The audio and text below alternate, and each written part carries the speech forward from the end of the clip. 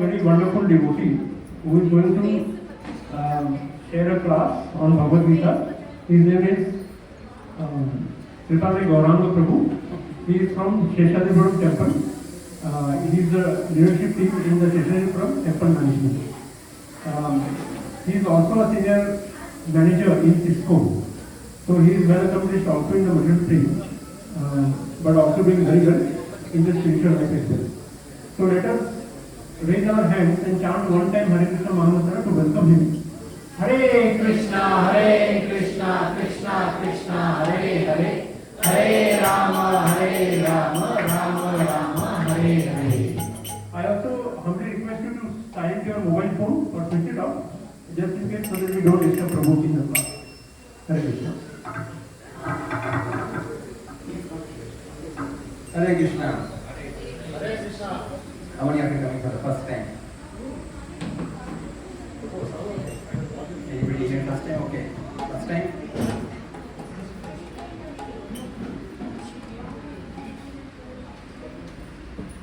Hare Krishna. Fine. Everyone understands English here. Anybody who doesn't understand English? They are the English, but they are the some Hindi mix. Hindi mix. Kannada? Okay. Do you have a translation anywhere? No. You don't do? Yeah, mix a little bit.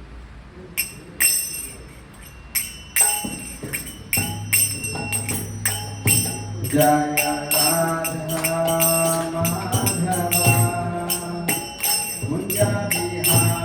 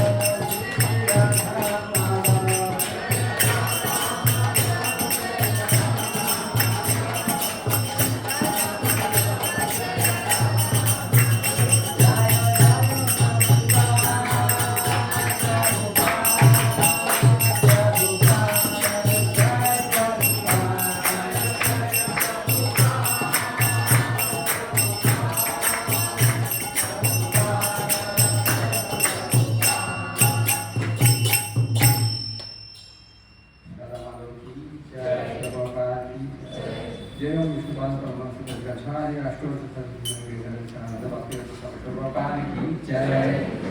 गुरु श्री प्रभुपाद की जय, ग्रंथराज श्रीमद् भगवद गीता की जय। ओम नमो भगवते वासुदेवाय। ओम नमो भगवते वासुदेवाय। ओम नमो भगवते वासुदेवाय। ओम नमो भगवते वासुदेवाय। ओम नमो भगवते वासुदेवाय। ओम नमो भगवते वासुदेवाय। ओम अज्ञानतिमिरन्धस्य ज्ञानाञ्जनशलाकया चक्षुरुन्मीलितं तस्मै श्रीगुरवे नमः। श्रीचैतन्यमनोभीष्टं स्थापितं भूतले स्वयं रूप कदा मह्यं ददाति स्वपदान्तिकं। वन्देऽहं श्रीगुरुं श्रीयुतापदकमलं श्रीगुरु वैष्णवांश्च श्रीरूपं साग्रजातं सहगणरघुनाथान्वितं तं सजीवं साद्वैतं सावधूतं परिजनसहितं कृष्णचैतन्यदेवं श्रीराधा कृष्णपादा सगणललिता श्रीविशाखान्वितांश्च। नमो विष्णुपादाय कृष्णप्रेष्ठाय भूतले श्रीमते भक्तिवेदान्त स्वामिनि नामिने। नमस्ते सरस्वते देवे गौरवाणी प्रचारिणे निर्विशेष शून्यवादी पाश्चात्य। हे कृष्णा करुणा सिंधु दीनबंधु जगत्पते गोपेश गोपिका कांत राधा कांत नमोस्ते। तप्त कांचन गौराणी राधे वृंदावनेश्वरी वृषभानुसुते देवी प्रणमामि हरिप्रिये। वाञ्छाकल्पतरुभ्यश्च कृपा सिन्धुभ्येव च पतितानां पावनेभ्यो वैष्णवेभ्यो नमो नमः। जय श्री कृष्ण चैतन्य प्रभु नित्यानंद श्री अद्वैत गदाधर श्रीवासदि गौरभक्तवृंद। हरे कृष्णा कृष्णा कृष्णा हरे हरे, हरे Ram Ram Ram Hare Hare.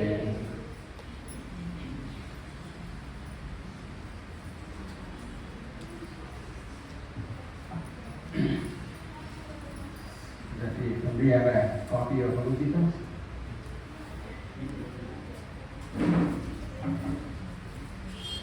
You're not going to share? No?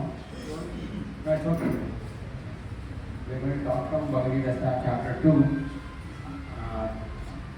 text 31 to 37. Where is Vicky Guru? Did you come today? Bro? Vicky Guru? Singapore is out of country. Out of country? Oh. Second chapter, 31. Yeah, second chapter 31. We read from 31 till 37.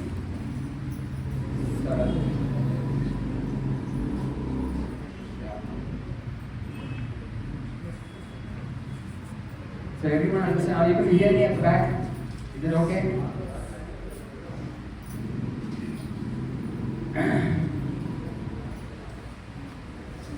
So it's a nice program that we are having on Sundays here. But everyone should participate, sing to get the full mercy. I see some of you are not singing. Maybe you should put this here so that people at the back can see. And also make sure that the font is in black, because people at the back cannot see this. So put it here so that others can view. Yeah? Because the 6 Goswamis who are representatives of Lord Chaitanya Mahaprabhu have given us the Shat Goswami Ashtakam. You all know that?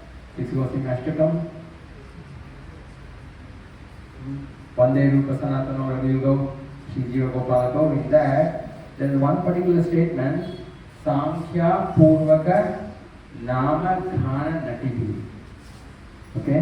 It says, Sankhya Purvaka. Sankhya means numbering. What is the numbering he wants us to do? This is actually given by the 6 Goswami. Srinivasa Acharya has given this. The Goswami, the 6 Goswami followed this to get perfection. If we want to get perfection in Krishna consciousness, you have to follow this.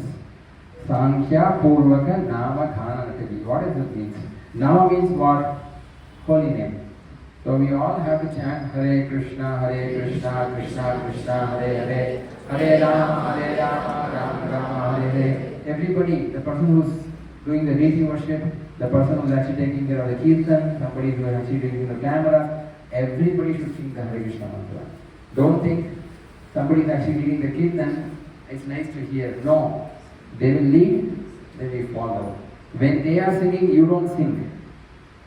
They are singing, you follow, then you sing. That is Nama, the Hare Krishna mantra. Sankhya Purvaka Nama Dhyana. Dhyana means the songs. In the morning we have Mangala Arati. Okay, we have to practice it.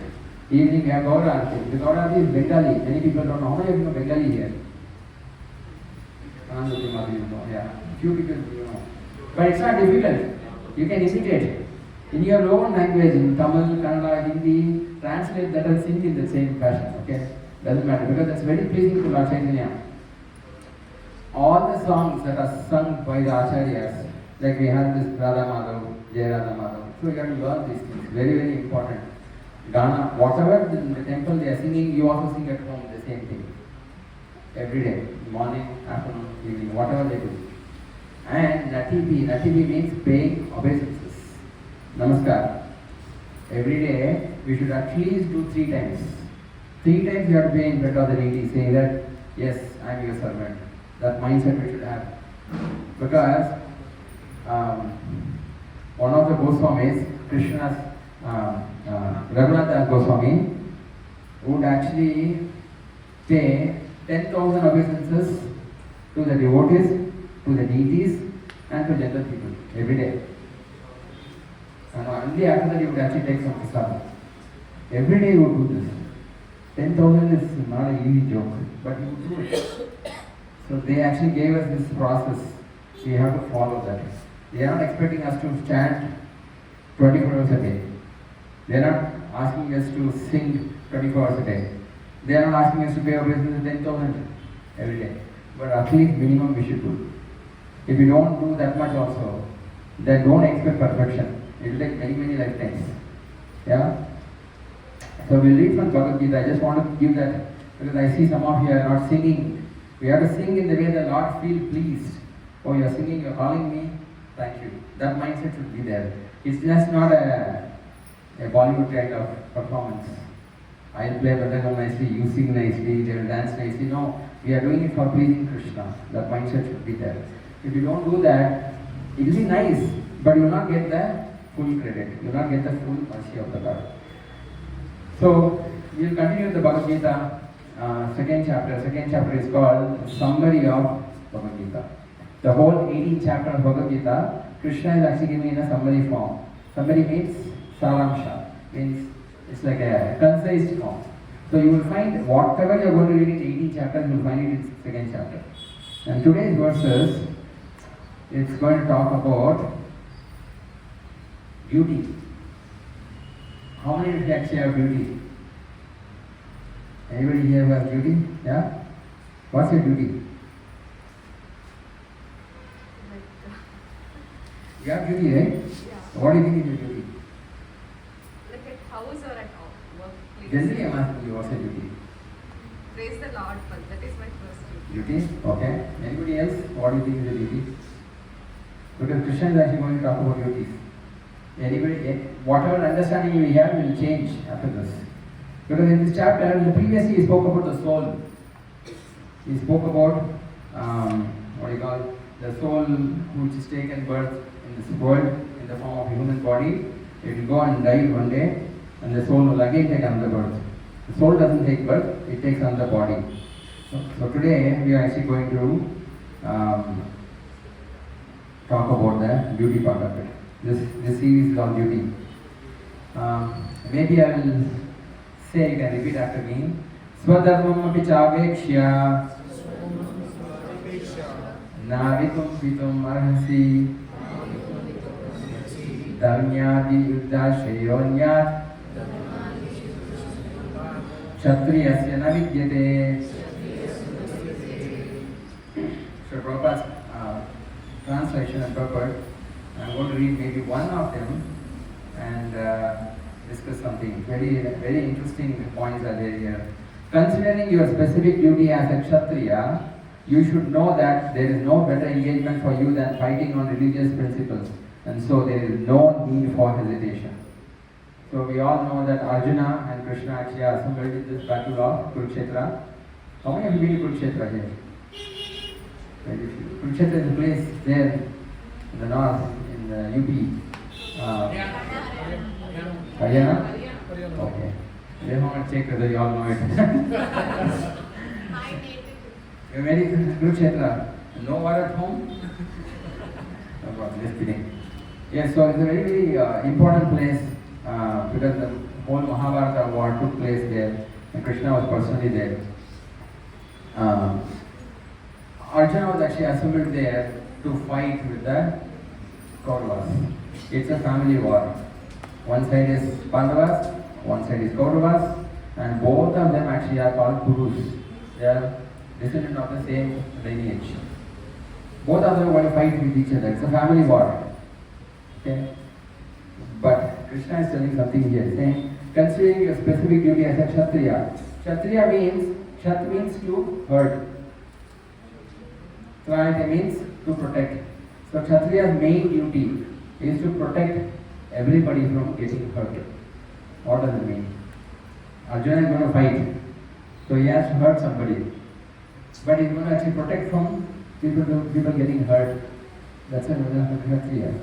He is going to protect common people from getting hurt. Not otherwise. Now, Krishna is actually giving a very, very important point here. He's saying, because Arjuna told, I'm not going to fight. I'm not going to fight this war because I see some problems here in fighting. What problem we'll see? You already might have heard this in the past, but we'll also cover it a little bit for completeness sake. You should know that there is no better engagement for you than fighting on religious principles. It's called religious war. Dharma, Yuddha. Right? That's what is written here. Dharma. Dharmyat. Dharma, Dharmyat hi Yuddha Shreyonyat. Kshatriya Samvidyati. It's a religious war. You all heard about the Muslims also calling jihad religious war, right? How is this different? Sometimes you find like, okay, Krishna is telling people to get into war, he's telling Arjuna, fight. What is happening here? It's a family war. How is a religious war? Sometimes you wonder if you actually get into Bhagavad Gita and read this, you'll be wondering like, how can that be a religious war? Why is Krishna telling Arjuna this is a religious war? It is not actually a war wherein somebody with India, Pakistan or America somebody is fighting. This is the same family. Okay? Same family fighting with each other. And because this family is fighting, the whole world partnered with one side of the family. Somebody supported Pandavas, somebody supported Kauravas. They all got together and fought. But how is it Dharma Yuddha? How is this a religious war? What do you think? Is it a religious war? Yes, because Krishna has said it's a religious war. Why is it a religious war? It's between right and wrong also. Between right and wrong, okay. That means what is right, what is wrong. That fight, okay. What else? How is it a religious war? Basically, who is correct? Pandavas correct or Kauravas correct? Pandavas correct? Okay, Kauravas are wrong? They're on the wrong side. Huh? Kauravas are on the wrong side. Adharma side, okay. So we know that it's a Dharma Yuddha. Dharma, we think it's Pandavas because Krishna is there. Adharma must be the opposite party, obviously. In Dharma Yuddha, one side is Dharma, there is Adharma. But why is it like this? Why is it called as Dharma Yuddha? It's not because the Kauravas actually hate Pandavas. They don't like them because these are devotees, right? And Pandavas are devotees of the Lord, because of which the Kauravas must be punished. No, that's not the reason. The real reason is that the way they treated Draupadi. Okay? Draupadi being a lady, a princess, they tried to disrobe her in the assembly hall. That means all the elite crowd, all the highly learned, highly qualified people are together, and one lady is being dragged in the center of that hall, and they are trying to disrobe her. Is it not sinful? It's just not sinful, it's total adharma. Because if that was left, everybody will do it. Across the world, everybody will do it. So Krishna said this is adharma. Because it's adharma, the Kauravas partnered and did that wrong thing. The Pandavas had to fight with them. This is the main reason that this is actually a Dharma Yuga. There is no other big reason. Although, as he said, it's right and wrong, but what is the right and wrong? Because the Kauravas used to give a lot of charity. They did not torture others. They were not doing wrong to others. Everything was okay. They were doing normally only. Dharma used to give a lot of charity. Everything was okay. Only one mistake, which is actually extremely great mistake. Because future generation will follow that if they are not punished. That's why Krishna said, this is complete dharma. So it has to be punished. So he's telling, you please fight in this war. Because if you fight, these are religious principles, there is no sin for you. Don't worry, you'll be fine. Now, in the purport, Prabhupada actually mentions a very, very interesting thing. He says, from a duty perspective, there are two kinds of duties. Svadharma. Swa means self. Dharma means, what is dharma? Dharma?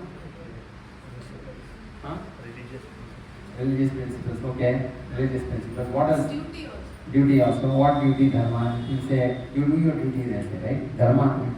And sometimes if you go in South India, actually there, dharma money, sir. You know, what does that mean? Huh? Yeah. What is that dharma? Service. That's called service? Dharma? No, like discipline also. Somebody is asking you money, they're begging.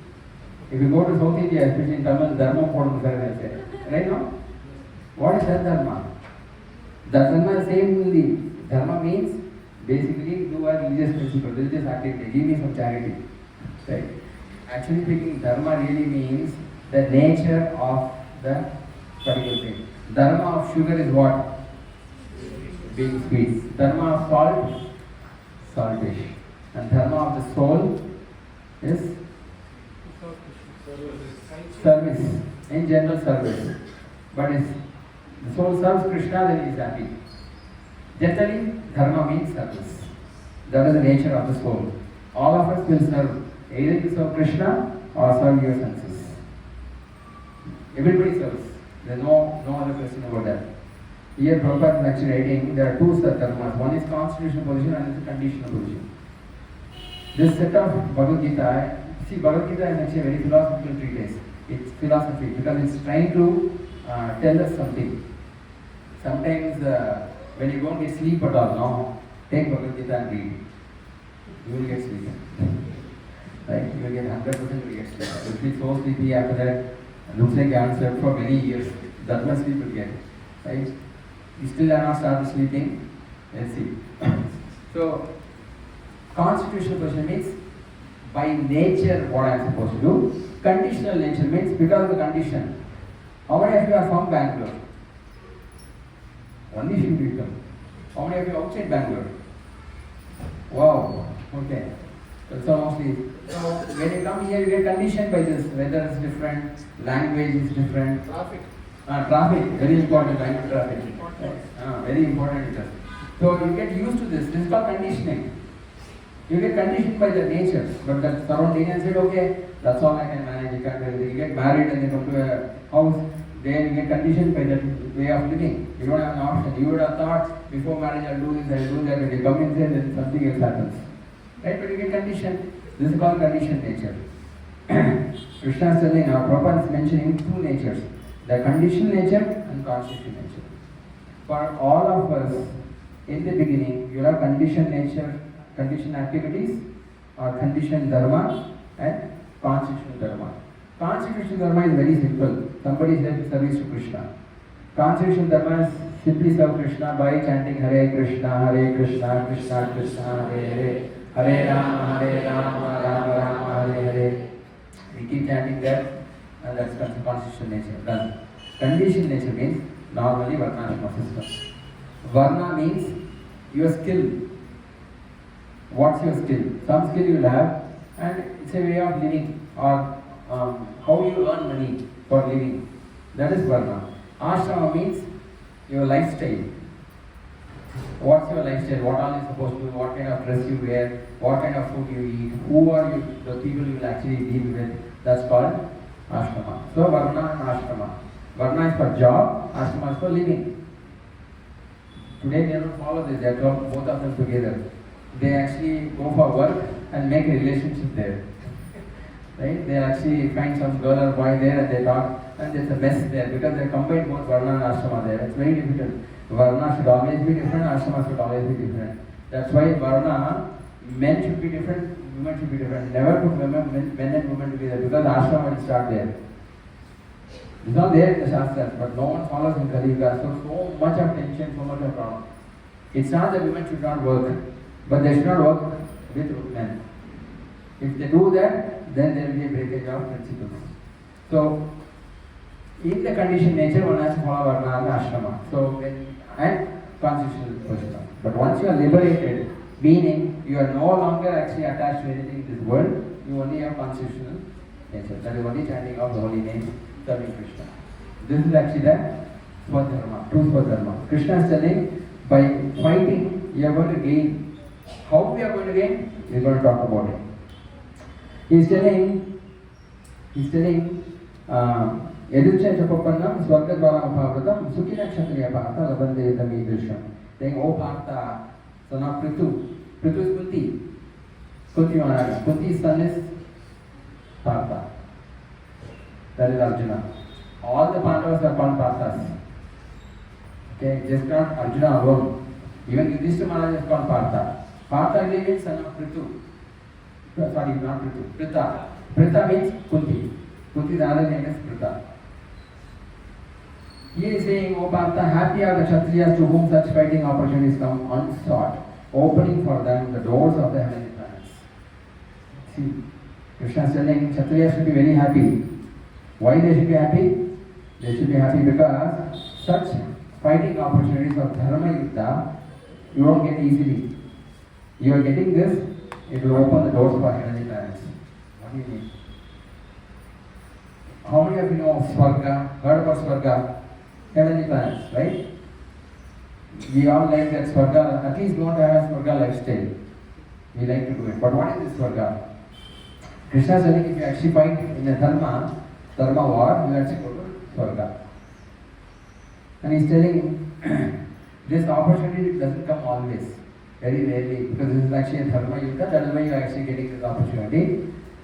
If you go and fight there and get killed, you will gain. If you go and win also, you will gain. Why? Because opening for the doors of heavenly planets. Meaning, if you go and fight in a Dharma war, religious principle, and you die there, you go to the heavenly planets, celestial heaven. Okay? Daiva Swarga. You go to the Swarga planet where Indra, Chandra, Varuna, all of them are living. Those kind of planets. You go and then enjoy life there.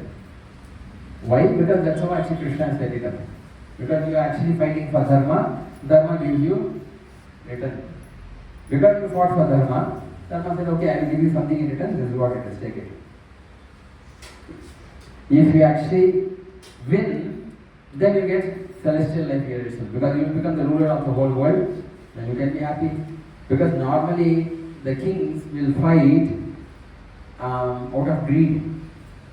They want to expand their empire, they want to become world emperor, so they actually keep fighting and making bigger and bigger.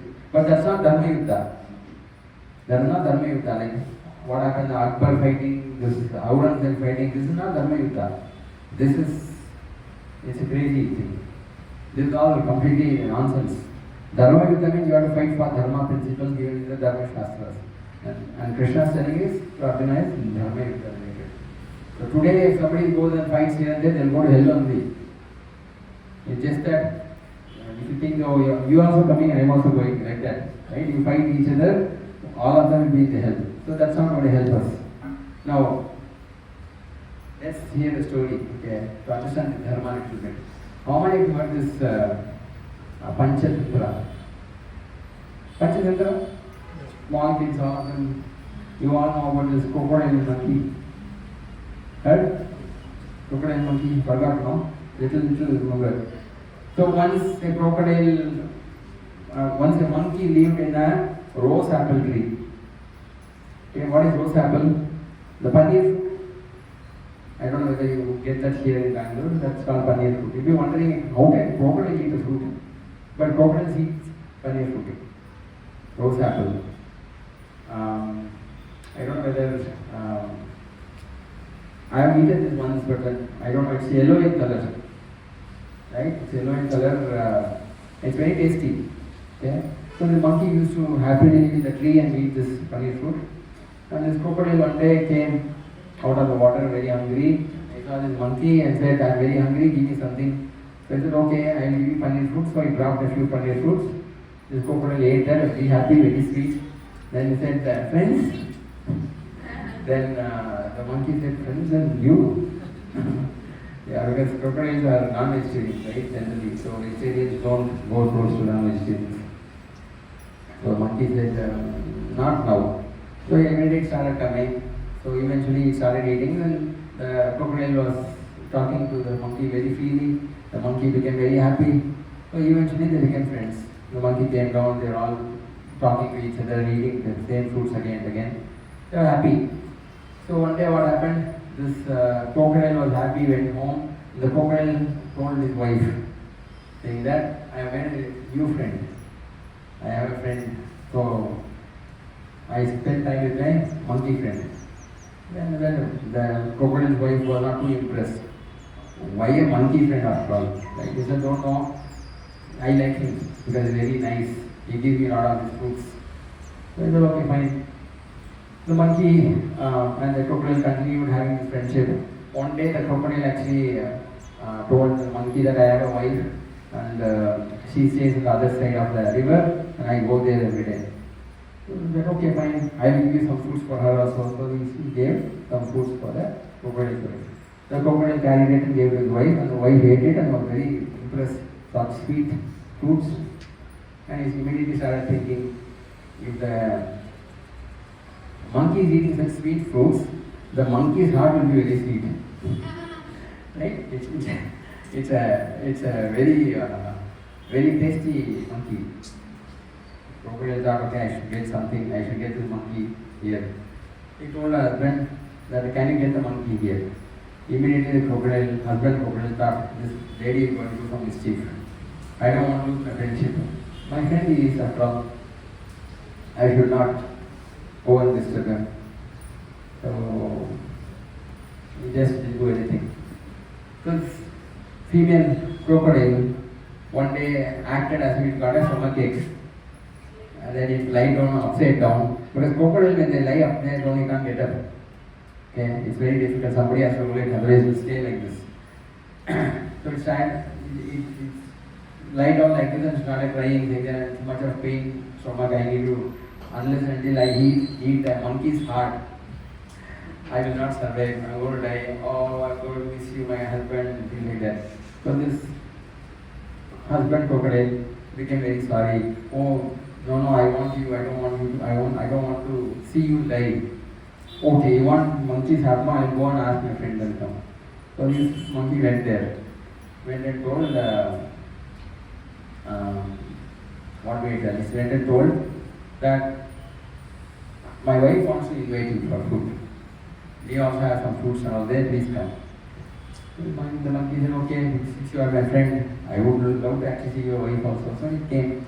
So they were going in the back of the monkey, on the back of the crocodile, they were actually going. And the crocodile suddenly went down the water. The monkey got scared. Said, hey, what are you doing? He said, no, actually speaking, my wife is not well. And she told, I need to eat monkey's heart. Okay. Only then actually the crocodile, my wife will become well. So I am taking you so that if you die, I will take the heart and give it to her. And when the crocodile said that, monkey was alarmed. Hey, you are my friend, you can't do this. Immediately I had to think something. So what did the monkey do? He said, my heart I left for you. Then like, my heart is very sacred. I kept it in the tree and came. You could have told me before, no, then I would have got. My wife wants my heart of monkey, I will give you, don't worry. So the crocodile was very impressed. So without killing, I can get the heart. Okay. Said, go fast. So he turned around, went to the land, and as soon as the land came, what the monkey did? He jumped and said, you tell your wife, your husband is the most foolish husband. Most foolish fellow in the creation, and tell them, I am not going to come. tell her I'm not going to come. So this crocodile was very sad that I lost a friend, right? And he went back. So the moral of the story normally is that one should not break trust of a friend, right? But there are other meanings also here. The Panchatantra story is mentioned that one should follow one's duty, Dharma. So what was the Dharma of the monkey? To stay in the tree. It went there with the crocodile.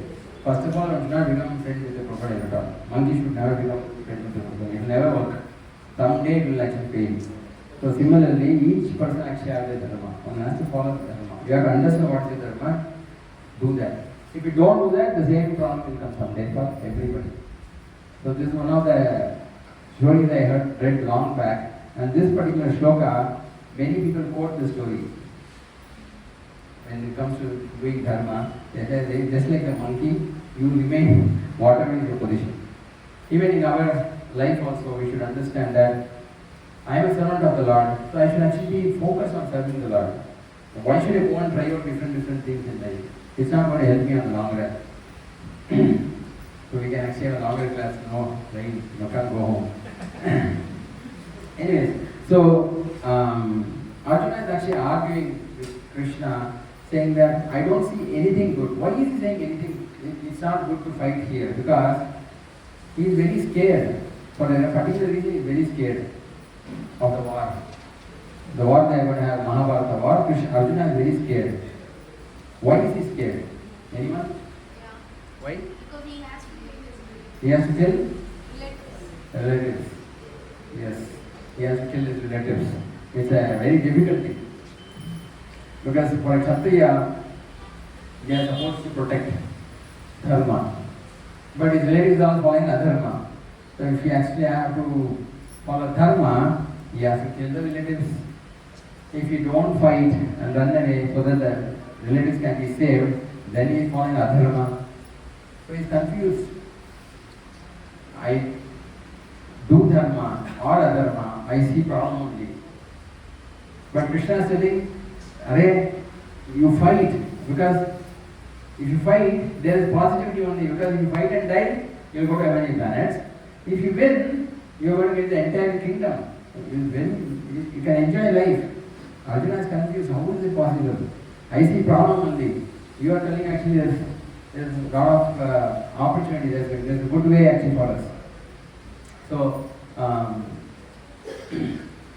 Krishna is actually trying to impress Arjuna. Please understand this. Saying the next shloka, if however you do not perform your religious duty of fighting, then you will certainly incur sins for neglecting your duties and thus lose your reputation as a fighter. Arjuna was actually a very great fighter. Okay? He had fought with Lord Shiva to get the Pashupata Astra. He defeated Lord Shiva. He impressed Lord Shiva, saying that Arjuna was very impressive. Lord Shiva said, I have never seen any fighter like you. After all, Lord Shiva is actually a Amsha of Bhagavan. Arjuna is just an ordinary living entity like us. Obviously, when they both fight, who will win? Lord Shiva will win. When Krishna and Arjuna fight, who will win? Krishna only will win. But here, Arjuna was actually trying to defeat Lord Shiva. She was very impressive, very nice. In your position, you are fighting so nicely. Very impressive. So he gave him the Pashupata Astra. So and not only that, in a few months or few years before this happened, Mahabharata war, all the Pandavas were living in the land of Virata. Right? They stayed there in incognito, meaning they took different roles. They were actually not called as the Pandavas, but they took different roles. What was Arjuna's role? Huh? Dancer? What is that? Brihannala. That was his name. That was the name of Arjuna. Brihannala. What was he? Transgender. Eunuch. He was. Can you imagine Arjuna, such a powerful personality, he had to be like this? So that is karma. Anything can happen. Sometimes we wonder in our life also, why is this happening to me? It should not be happening to me. But it can happen if it's in your karma, it will happen.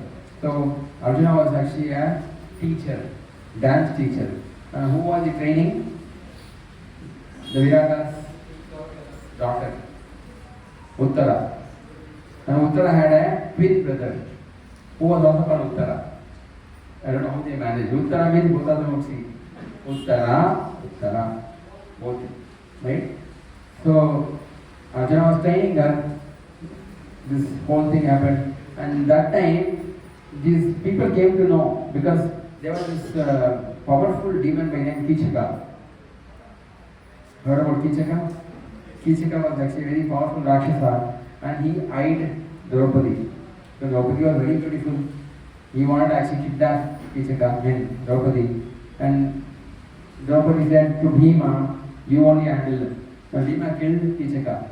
And Duryodhana came to know about this. Like, only Duryodhana or Balarama can kill Kichaka.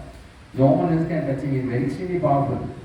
If another person was killed, Kichaka means has to be Bhima. That means the Pandavas are here only. So if they see and recognize the Pandavas, then 14 more years. So they thought will come there. But how can they go without any reason? They went there saying that they actually have a Goshala there. They have 10 million cows there. And in order to take care of the cows, we will go up there. And they went there. Karna, Bhishma, Drona, all of them came. And all of them attacked this Virat kingdom. They attacked them, and on the other side, some other army came. So they didn't have anybody. And Uttara was the only one, princess, not prince. This prince said, I don't want to go. Where Duryodhana, Karna, how can I fight? Brahmana said, don't worry, I will fight. Come with me. So it's like, how can this fellow eunuch go and fight in front of Kshatriyas? But that's how he came. This Brahmana came, he fought very fiercely and then he defeated all the Kurus. Alone destroyed the entire Kaurava army. Completely. Dronacharya, Kripacharya, everybody was stunned. So it was not out of fear that Arjuna is backing out here. Arjuna is not afraid of the Kauravas. Arjuna is actually afraid of something else. Because who is Arjuna's grandfather? Bhishma Pitama. So Bhishma actually has taken Arjuna and put him on his shoulder and then patted him. Like, grandfather patted him. He played on his lap. Now when you see Bhishma, what should Arjuna feel? What will normally Arjuna feel? If you actually see your grandfather who is a nice grandfather, okay? Not a cruel grandfather. If you see a grandfather, what will you feel? Affection, correct? But here Arjuna is supposed to feel anger. Otherwise, how will you fight with them? Unless you are angry with somebody, how will you shoot the arrows? Correct? You have to actually have that cholery, what you call murderous nature. Like, I need to kill this fellow. Only then you can shoot the arrows. You can't just take an arrow and put like this, like a flower. No. You can't do that. You need to be very fierce. Now, he is not getting that kind of feeling at all at Bhishma. And Dronacharya is standing there. And when you see your Guru, what happens to you? What do you feel? Normally. Respect. Here he is supposed to show anger. So Arjuna is going through an identity crisis. He doesn't know what he is supposed to do. Naturally he is feeling affectionate, naturally he is being respectful. And with all his cousin brothers, he is supposed to be affectionate. He is supposed to be in a playful mood. Not in a mood to kill them. When you see them, naturally he is feeling affectionate. But he has to force himself to become angry. He is confused, saying that this is not something I can do. For everybody, full time, all the time, how will they do this? Till they get killed, I have to be in that mood. I can't do this, it's very difficult. But Krishna is telling, fight Arjuna, you will actually go to heaven, you will actually enjoy life. He is not able to, he is getting so much of identity crisis. We also go through this situation. Because that's why in Bhagavad Gita, if you understand it end to end, you will become very peaceful, you know how to handle situations. So, Arjuna told Krishna, no, I don't understand this. It's very, very difficult for me to actually really accept what you are saying. Krishna continues. What is there? If you don't fight, I know you are showing compassion to Bhishma, you are showing compassion to Dronacharya, you are showing compassion. You know what they will all think? What will they all think? They think you are covered, you are scared looking at us, they will run away. But what Arjuna is telling, people will always speak of your infamy, and for a respectable person, dishonor is worse than that. Krishna is saying, Arjuna, you are a Kshatriya. If you run away from this battle, everybody will say, oh, coward fellow, you couldn't actually be a Kshatriya. And for a Kshatriya, dishonor is worse than death. It's better actually you can die. Don't leave dishonor mentality. Just like these are cricket days. In India, they play very well. When they go to England, they don't play at all. And they get all blame. What a fellow, what kind of player he is. In India, they bat very well. In outside, they don't do things like that. So it's very disgraceful for those players. They find it very difficult to accept it. Same thing here. Saying that if the Kshatriyas hear that, oh, this fellow ran away, just like a policeman. Right? The policeman actually is supposed to protect. And if the policeman doesn't protect, then no one will respect them. Same thing is Krishna saying, this does not work at all. Please understand. Don't do this. You are thinking actually you are showing compassion, but those people will actually criticize you. And not only that, there's one important thing Arjuna is actually missing, which we also actually have not thought about. The great generals who have highly esteemed your name and fame will think that you have left the battlefield out of fear only, and thus they will consider you insignificant. So here, Arjuna is thinking what people are going to criticize me, you are a coward, you ran out of fear. It's okay, my problem it's my mental problem. I will go stay somewhere, it's okay, it doesn't disturb me. But Arjuna is telling, Krishna is telling, you will run away. But who are you with right now? You are with me. Right? If you run away like this, what will people tell? He was with Krishna, and Krishna could not do anything. Right? And who will get the blame? Krishna will get the blame. So Krishna is telling, you are not being Krishna conscious. You are not being Krishna conscious. Tomorrow they will all blame me. You couldn't actually handle this below what you are doing, Supreme Personality. You could not handle this. So, you are trying to impress Arjuna. I am here, Baba. Why are you running? Fight. But Arjuna is actually thinking Krishna is his friend. He is not the Supreme Lord. He is my friend. And he is told that I will not pick any weapon. Since I am not any weapon, then how will this fellow fight? And so many people have to kill. I am confused to the core. I am not able to understand at all what I am supposed to do. See, many times, because Krishna actually, they say, Arjuna had the skill to fight, but he did not have the will to fight. And Krishna gave him the will, yes. Because he knows how to fight, but his mindset was not prepared. Very difficult it is. Because in our life also, if you are going to an activity, please think, will this bring infamy to Krishna? Any activity.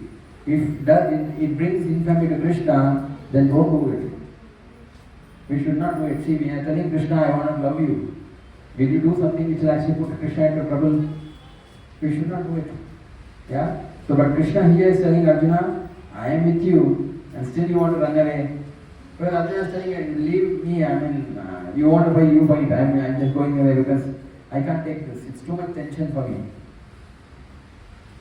Krishna is continuing this.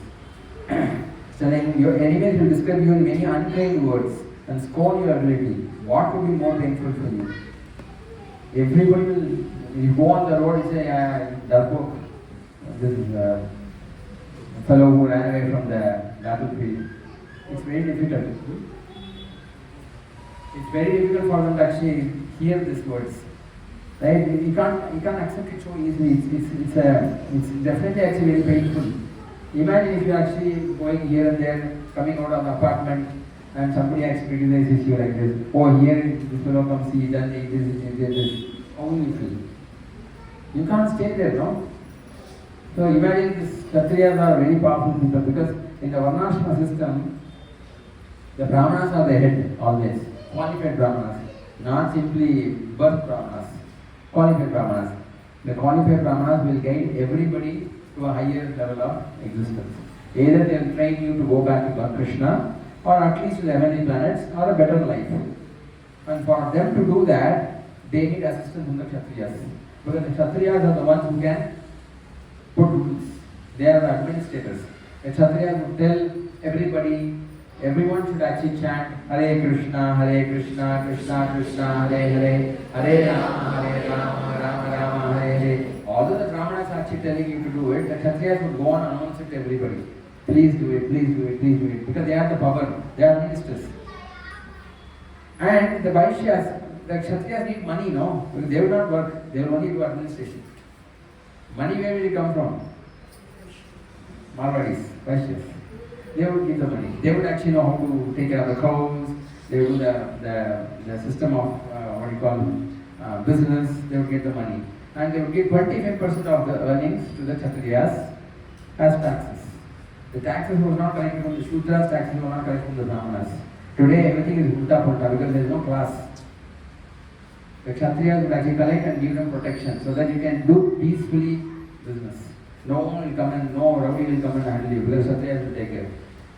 The Shudras would not actually be independent. They will either serve the Brahmanas, Kshatriyas or Vaishyas, depending on their inclination. If I actually feel like I am born in a Shudra family, but I like Brahminical activities. Brahmanas, what will they do? They will actually do fire sacrifice. For fire sacrifice you need wood. You need to actually go and put all these different ingredients, pots and things like that. So this Shudra will help them. Similarly, somebody who actually wanted to fighting kind of Shudras, they would do with the Kshatriya. They become soldiers. And if somebody is actually hard workers, laborers kind of mindset, they would actually serve the Vaishyas. But Shudras would never be independent. They can't actually have your own startup. It won't work in the very times. It doesn't work today also, but we are thinking it's all working. It's all for some time. After that, everything will collapse. Everybody suffers. So that's how it all works.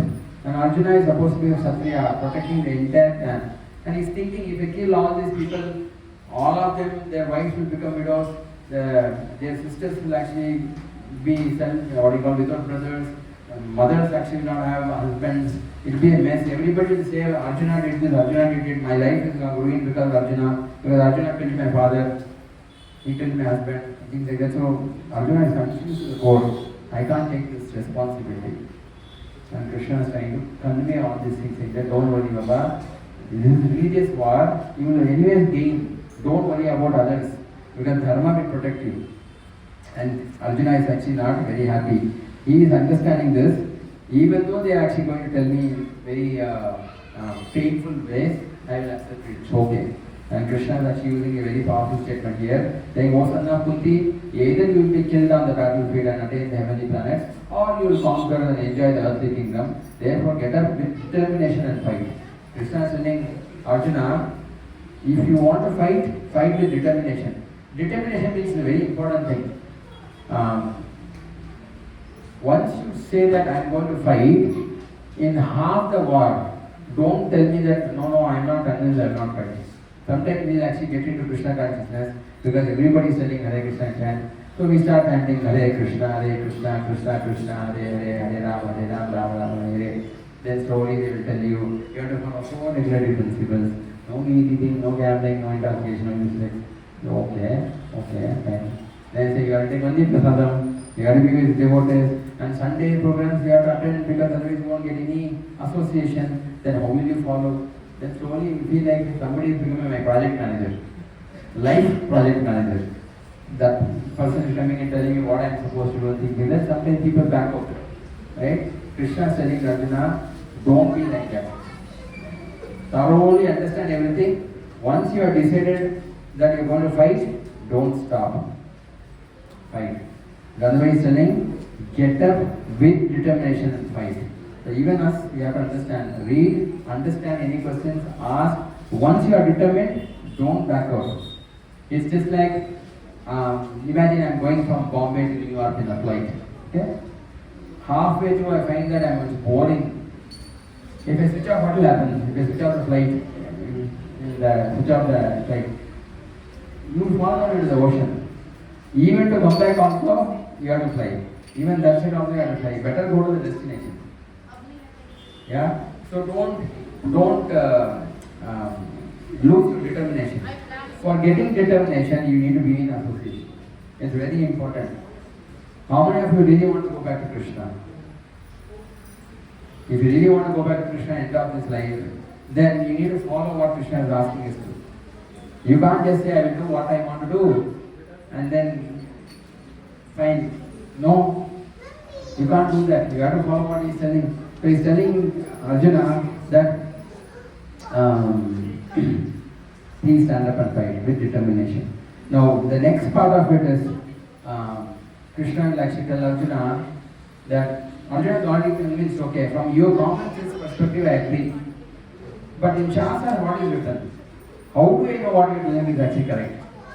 Because you are using common sense. You are not actually quoted any Shastras. So, I am convinced to make sense, but I still see there may be some way to get out of this. Then Krishna will go into deeper yoga. Who am I? Who are you? What is the relationship? Who is Paramatma? What is his war? All those things will come as we go along. But Krishna stops here in this. I will stop here basically. That this duty part of it is very important for us to understand. Our real duty is to serve Krishna. Right? But unfortunately, we have picked up many things which is not actually our duty. We have taken that as duty and thinking that this will give me happiness. It will not give you happiness. It will just make you older and older, and as you become older and older, you will get all your inheritance, your diseases. Right? When you become old, what you get? Money will come, but disease also will come. You can't see carefully, you can't hear properly, you can't sit for long. Yeah? So these things will come, and these things will actually take you away from Krishna. These things will make you more and more weaker. Right? So this is what actually Krishna is telling to Arjuna. Now I will actually convince you, the next sloka I will come say, I will convince you that Shastrically speaking, Arjuna, you should simply follow me. Because I am the Supreme Personality of Godhead. Svadharma prajaja, mamekam sharanam vraja. Just surrender unto me, Arjuna. I will take care of everything. Don't worry. You just do your duty to the best of your capacity. Rest I will take care. Don't worry.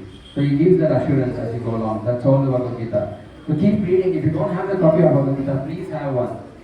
Because this Bhagavad Gita will not only change your life, your future generation also. It will change.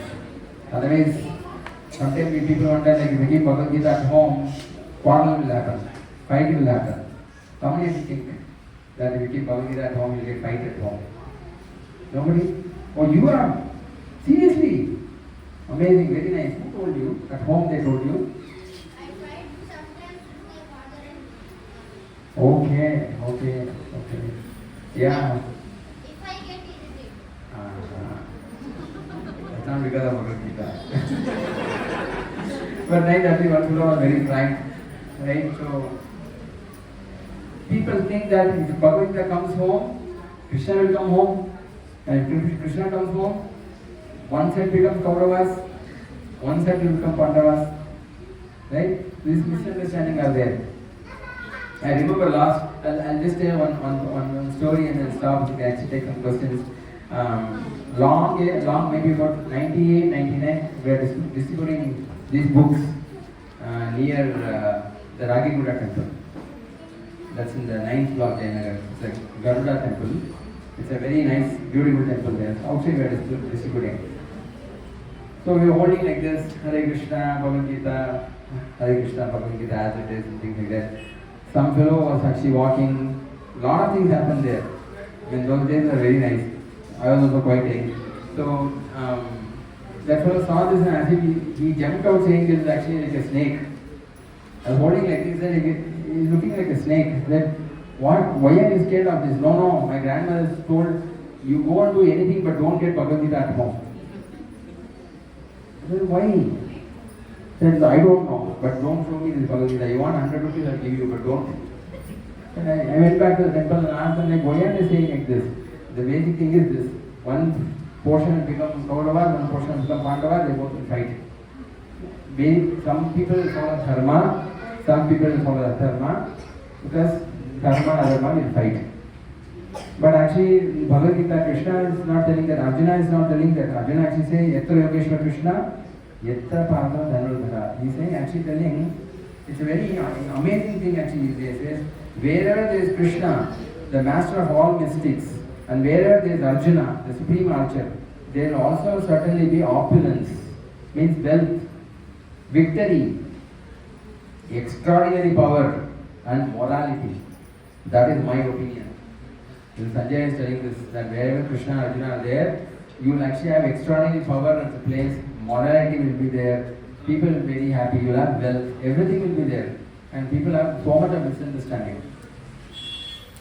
And those days are really nice. When you actually, we used to distribute these books and people would come and ask, आपके पास Bhagavad Gita का stand है क्या?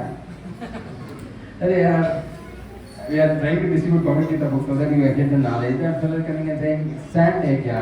Then one fellow was distributing me, he was more fluent in Hindi. He said, first understand, then stand. Nice one. I was like, I was laughing, where did you get this kind of intelligence? Like Krishna gave sometimes, a lot of things were there. One time one couple was going, one young couple were going, and we are telling, please take this, only 100 rupees, only 100 rupees. And the fellow again said, when that Gita is next to him, why will he take this Gita? You keep quiet, man, don't do this, will be trouble. So they both came. Said, what did he say? What did he say? Said, no, he said, we are giving Gita. No, something he said, no, in that Gita is there, yeah, sorry sir. Said, no, my grandmother likes Bhagavad Gita, you give me a copy. Right? So he told him, so give it to your grandmother, your marriage will happen. Something is very funny. But the point is, some more other people have to have this Bhagavad Gita at home. You should read it every day. If you read it every day, one shloka, I'm telling you, within a year your life will transform. You will get the determination that I need to go back. Otherwise, I'll stay here, I'll live in this world, someday I have to die. When I die, again I have to get another birth, and I don't know what that's going to be. It could be a cat, dog, it could be an ant, it could be anything, we don't know. But if you take shelter of Bhagavad Gita, read this, Krishna promises that he will remember him when he comes back to us. So that's the advantage we have. But we have to realize this and pass it on to everybody else. This no one knows, not everybody knows in this world. They think there is actually something happened in the war field, two people actually had no time, they were discussing some ABCD here and there. And the moment you open this on one page, then some fellow is actually talking to you, Yudhishthira, who is Yudhishthira, we don't know. Then we get worried about what's happening in our life. But please take this seriously. It can transform your life. You become very happy. No matter what problem comes, extraordinary power, morality, opulence, wealth, everything will be there. I'm telling you. It's my practice, it's my experience I'm giving. Yeah. Thank you so much. Any questions? Yes? Does some Bhagavad Gita come in Sanskrit language? Okay, does some Bhagavad Gita comes in Sanskrit language? There is Sanskrit language here in the shlokas. You don't like to read the Sanskrit language shlokas? If you see here, there is Sanskrit. You know how to read Sanskrit? So what do you want to learn Bhagavad Gita in Sanskrit language? Okay. Thank you. You get, but mostly people don't understand Sanskrit so much. So it's not common. It's not very common. But if you really want to read Sanskrit, the Sanskrit shlokas are there here. Yeah? Anybody else? Any other questions? Any other questions? Comments? Suggestions? So make it a point. Yes, please. Yeah.